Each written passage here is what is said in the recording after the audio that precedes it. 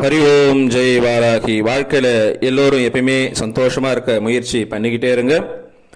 அன்னையினுடைய அருளால் எல்லோரும் எப்பயுமே சந்தோஷமாகவே இருக்கலாம். இப்போது வாராகி மாலையில் 6வது பாடலை நம்ம பார்க்கலாம். ஒரு அற்புதமான ஒரு பாடல் இந்த 6வது பாடல். வேய்குலம் அன்னத்தின் தோளால் வாராகி தன் மெய்யன்பரை நோய்குலம் என்ன இடும்பு செய்வார் தலை நொய்த்து அழித்து பேய்குலம் உண்ண பலி கொண்டு போட்டு பிணக்குடரை நாய்குலம் கவ்வ கொடுப்பாள் வாராகி என் நாரணியே அப்படின்ட்டு பாடலில் சொல்கிறார்.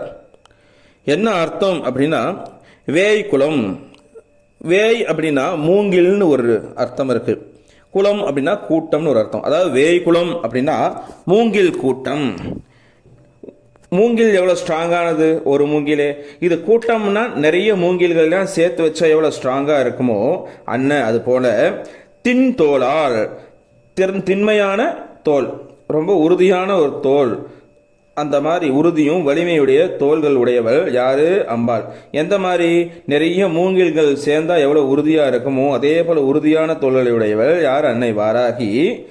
தன் மெய் அன்பரை, அவன் மேலே யார் யாரெல்லாம் உண்மையாக அன்பு வச்சுருக்கவங்கள, உண்மையாக அன்பு வச்சுருக்கவங்க அப்படின்னா என்ன அர்த்தம்னா, இப்போ நிறைய பேர் என்ன பண்ணுறாங்கன்னா, தன்னை மக்கள் மதிக்கணுன்றதுக்காக தன்னை வாராகி உபாசகர் அப்படின்னு சொல்லிட்டு இருக்கான் நிறைய பேர். அப்படி இல்லாமல் உண்மையான ஒரு பக்தியோட உண்மையான ஒரு அன்போட இருக்கவங்க தான் மெய் அன்பர். அப்பேற்பட்ட அந்த மெய் அன்பர்கள் அவங்க என்ன பண்ணுறாங்க, அவங்க உண்மையாக அன்பு அம்பாள் மேலே வச்சுருக்காங்க இல்லையா, அவங்களுக்கு நோய் குலம் என்ன, பிராரப்த கர்மா அப்படின்னு கர்மாவில் பிராரப்த கர்மா, சஞ்சித கர்மா, ஆகாமிக கர்மான்னு இருக்கு. அதாவது பிராரப்த கர்மா அப்படின்னா உடல் ரீதியாக கஷ்டப்படுவதை கண்டு, பிராரப்தம்ன்றது கர்மான்றது உடல் ரீதியாக நம்ம எல்லாமே கஷ்டத்தை அனுபவிக்கிறோம் இல்லையா, அந்த கர்மாவுக்கும் பிராரப்த கர்மா அப்படின்னு பேர். இடும்பு செய்வார், எதுக்கு இந்த மாதிரி கர்மா, பிராரப்த கர்மா எப்படி வரும்? அவமானம் படுத்தவர்களுடைய, இப்போ நம்மளை உடம்பு மூலமாக கஷ்டம் வர்றதாகட்டும், இல்லை மற்றவர்கள் நம்மளை அவமானப்படுறது. இடும்பு செய்வார் தலை நொய்த்து அழித்து, அதாவது என்னென்னா தன்னை யார் யாரெல்லாம் நம்மளை அவமானப்படுத்துகிறாங்களோ அவங்களெல்லாம் அவங்க தலையை அறுத்துருவாங்க, வெட்டி பறித்து, அதாவது அவங்களோட தலையை வெட்டி எடுத்து அப்படியே நசுக்கி பலி போட்டுருவாங்களாம். யாருக்கு? பேய் குலம் முன்ன பலி போட்டு, பேய்கள்லாம் சாப்பிட்றதுக்காக தூக்கி பலியாக போட்டுருவாங்களாம். யாருடைய தலையை யாரெல்லாம் அவங்கள எதிர்க்கிறாங்களோ, உண்மையாக அன்னை வாராகி யார் யாரெல்லாம் வழிபடுறாங்க இல்லையா, அவங்களை எதிர்க்கிறவங்களுடைய தலையை வெட்டி பலி போடுவாளாம். யாரு? அன்னை வாராகி. முதல்ல என்ன பண்ணுறான்? பிராரப்த கர்மாவெல்லாம் ஏற்படக்கூடிய உடல் உபாதைகளை நீக்கிறான். அது மட்டும் இல்லாமல் யார் யாரெல்லாம் அன்னையை வழிபடுறவங்களை எதிர்க்கிறாங்களோ அவங்களுடைய தலையை வெட்டி பேய்களுக்கு பலியாக கொடுக்குறாளாம். பலி கொண்டு போட்டு பிணக்குடரை, தலையை வெட்டி போட்டோன்னு மீதி உடம்புல இருக்கிற குடல் அதெல்லாம் பிடிங்கி என்ன பண்ண நாய்குலம் கவ்வ கொடுப்பாள். நாய்களுக்கெல்லாம் அதை தூக்கி போடுறாலாம், நாய்களாம் சாப்பிட்றதுக்காக போட்டு நாய்குலம் கவ்வ கொடுப்பாள் வாராகி என் நாரணியே, அதாவது விஷ்ணுவுடைய வடிவமானவரே. ஏன்னா ஏற்கனவே முதல் பதிவில் 2வது பதிவு சொல்லியிருப்பேன். அவள் யாரு? விஷ்ணுவுடைய ரூபம், வராகத்துடைய சக்தி வாராகி அப்படி முதலே சொல்லியிருக்கேன் இல்லையா. அப்போ வராகர் யாரு? விஷ்ணு. அதனால தான் அவர் சொல்றாரு நாரணியே. நாரணி நம்மள உரிமையா அவளை கூப்பிட, நம்மளுடைய அம்மா இல்லையாவோ, நம்மளுடைய அம்மா நம்ம அம்மா நீ வாமா அப்படின்னு கூப்பிடறோம் இல்லையா, அது மாதிரி என் நாரணியே, என்னுடைய அம்மா, அவ என்னுடைய நாரணி அப்படின்னு சொல்லிட்டு அவர் முடிக்கிறார். இதில் இன்னொரு விஷயம் பார்க்கணும். என்னன்னா அந்த நாய்க்கு நம்ம சொல்றோம், எதுக்கு நாய் குலம் கவ்வ கொடுப்பால் வாராகிய நாரணியே, இது ஒரு சின்ன ஒரு சூக்ஷ்மம் இருக்கு. பலி அப்படின்ற ஒன்று இந்த முதல்ல நம்ம சொல்லியிருக்கேன்.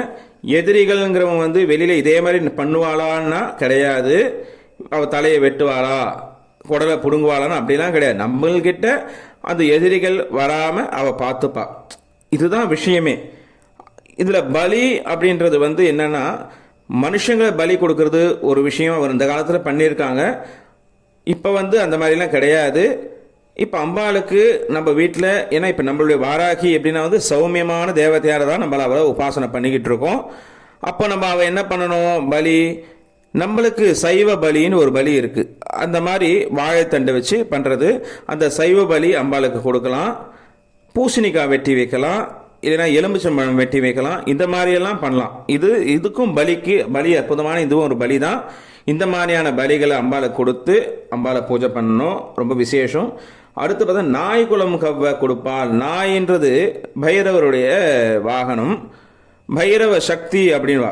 இப்போ விஷ்ணுவுடைய சக்தி இவளுக்கு பதி யாருன்னா பைரவருடைய மனைவியா இவளை எல்லாருமே உருவகப்படுத்துவாங்க. ஸோ இவளுக்கு படைக்கிறத அந்த பைரவருடைய வாகனமான அந்த நாய்க்கு நம்ம கொடுக்கலாம்.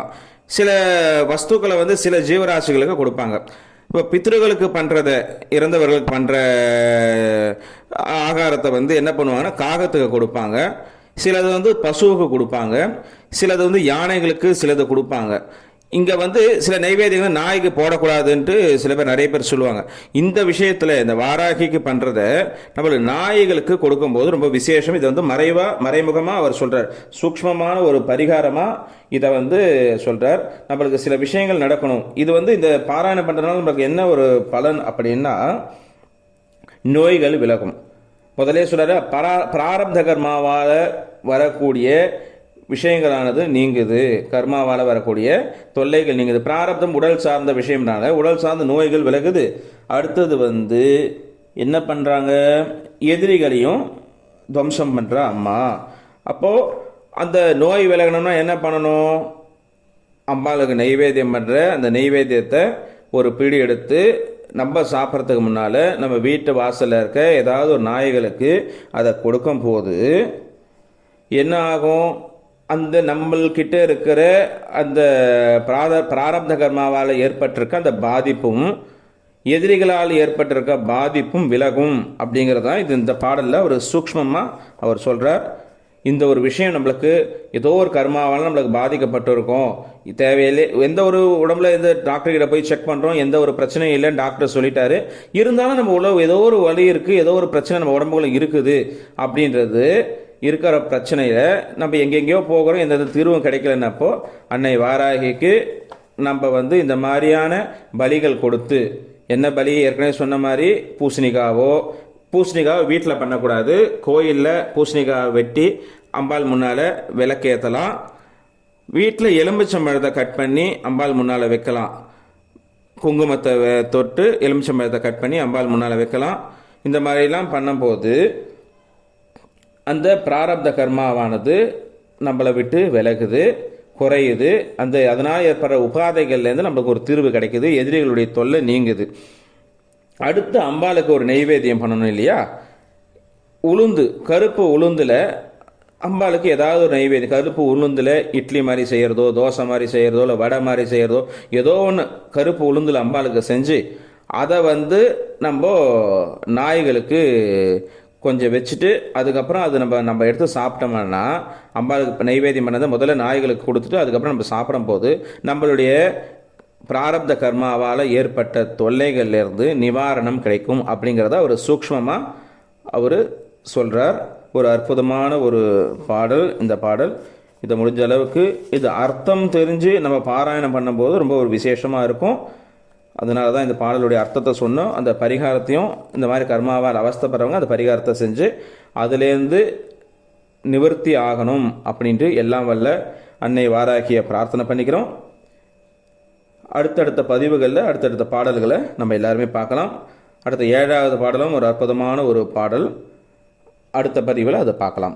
எல்லாருக்கும் எல்லா வளமும் நலமும் கிடைக்கட்டும்ட்டு எல்லாம் வல்ல அன்னை வாராகியை பிரார்த்தனை பண்ணிக்கிறோம். ஹரி ஓம் ஜெய் வாராகி, ஹரி ஓம் ஜெய் வாராகி, ஹரி ஓம் ஜெய் வாராகி.